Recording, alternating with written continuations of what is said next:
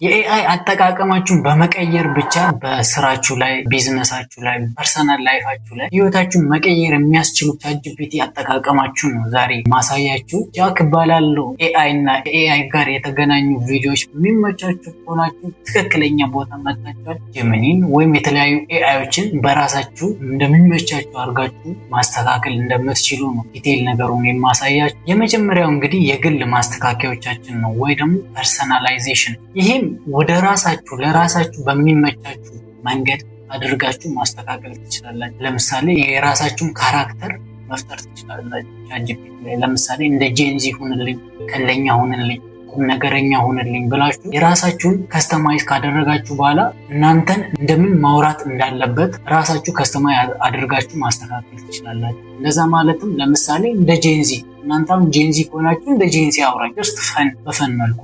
ሁለተኛ ደግሞ እኔ ቢዝነስማን ነኝ፣ እንደ ቢዝነስማን አውራኝ፣ እንደ ቢዝነስማን አሲስት አድርጋችሁ ብትነግሩት ዲቴይል ያንን ነገር በዛ መንገድ ሊያወሯችሁ ይችላል። ያንን ሴቲንግ በራሳችሁ መንገድ አስተካክላችሁ ሊያወራችሁ ይችላል።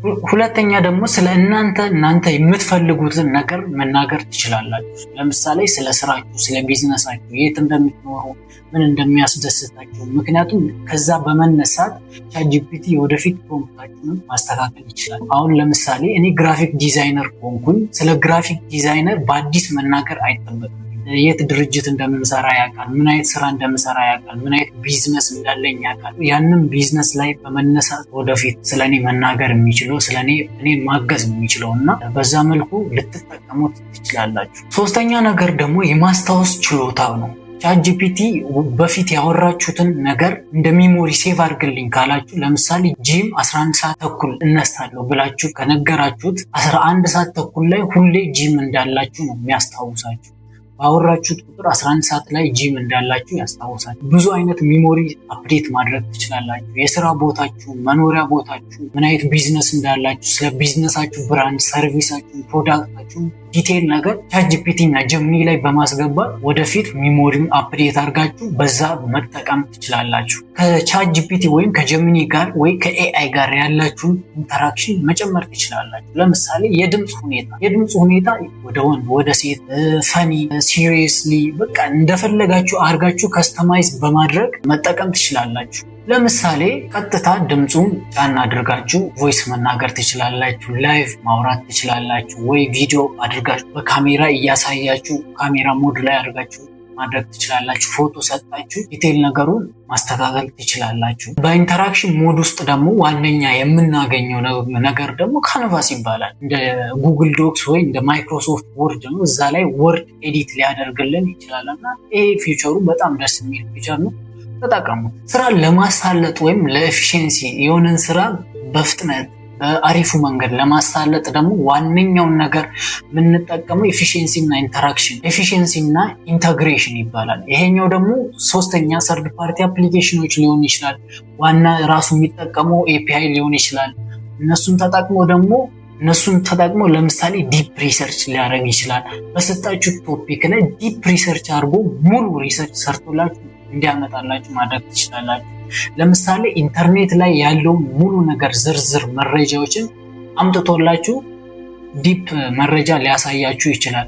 ሁለተኛ ልክ እንደ ቀን መቁጠሪያ እንደ ካላንደር መጠቀም እንችላለን። ለምሳሌ በዚህ ቀን እንደዚህ መስራት እፈልጋለሁ፣ በዚህ ቀን እንደዚህ መስራት እፈልጋለሁ ካላችሁ ጉግል ካላንደር እና ጂሜል ጋር በማገናኘት ኢንተራክት በማድረግ ሊሰራ ይችላል እንደ ሰርች ፓርቲ። በተለይ በዚህ ደግሞ አጠቃቀም የሚመችን ጀሚኒ ነው። ጀሚኒ አሁን ጉግል ላይ ኢሜይላችሁ ላይ ያለውን ኢሜይል ሊሆን ይችላል፣ የጠፋባችሁ ኢሜይል ሊሆን ይችላል፣ ራሱ ፈልጎ ሊያመጣላችሁ ይችላል። በመቀጠል ሰነዶችን ማወዳደር፣ ለምሳሌ 2 ዶክመንት ወይ 3 ዶክመንት ሰጣችሁ ሰነዶችን አወዳድሮ ሊቀበልላችሁ ይችላል። የራሳችሁን ኮንትራት ራሳችሁ ዲል የምታደርጉበትን 3-4 ኮንትራት ሊሆን ይችላል። ራሱ ልዩነቱን አውጥቶ የትኛው አሪፍ እንደሆነ እናንተ ሊያሳያችሁ ይችላል። ኤጀንት ሞድ ደግሞ በጣም የሚመቸኝ አንዱ የኤአይ ፊቸር ነው። ኤጀንት ሞድ ነው የሚባለው። እናንተ የምትፈልጉትን መረጃ ወስዶላችሁ ጉግል ሺት ላይ የፈለጋችሁ የእናንተ ዳታቤዝ ላይ ሴቭ ሊያደርግላችሁ ይችላል። የካምፓኒያችሁ መረጃ ሊሆን ይችላል። ያንን እንደ ሰርድ ፓርቲ ዳታቤዝ ሴቭ የምታደርጉበት ቦታ ላይ ሊንክ ካደረጋችሁ በኋላ እዛ ላይ እየወሰደ ለእናንተ ሴቭ ያደርግላችሁ፣ ስራችሁን ያቀልላቸዋል ማለት ነው። ሶስተኛ ከሌሎች አፕሊኬሽን ጋር እንደ መገናኘት ነው። ለምሳሌ እንደ ካንቫ ማለት ፖስቶችን የሚሰራልን፣ ፕሬዘንቴሽኖችን፣ ዲዛይኖችን፣ ሶሻል ሚዲያ ፖስቶችን የሚሰራልን ሶፍትዌር ነው። እሱ ሶፍትዌር ጋር በመገናኘት በትዕዛዝ ሊሰራላችሁ ይችላል። እንግዲህ ከስፖቲፋይ ጋር በማገናኘት ብዙ አይነት ሶፍትዌሮች አሉ።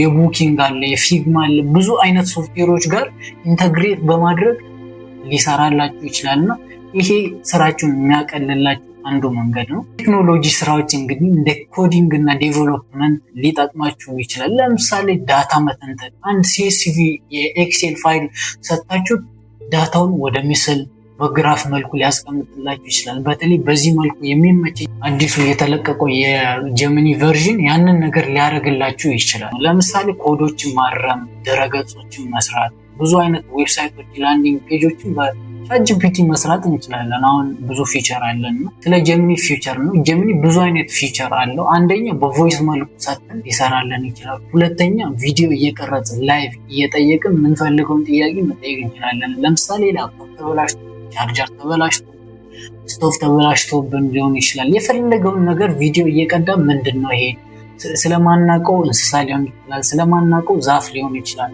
ስለማናውቀው እጽዋቶች ሊሆኑ ይችላሉ። ስለነሱ ዲቴል ነገሮች ልንጠይቀው እንችላለን። ላይቭ እያወራ ነው። በቮይስም ፎቶ ሰጠ ነው። ብዙ አይነት ፊውቸር አለው እና ይህን ፊውቸር ተጠቀሙ ነው የምላችሁ። እንግዲህ እስከዚህ ድረስ ቪዲዮን ካያችሁ ቪዲዮን ሳብስክራይብ በማድረግ ቤተሰብ ይሁኑ። ለዛሬ የነበረን ጊዜ ይሄ ነው።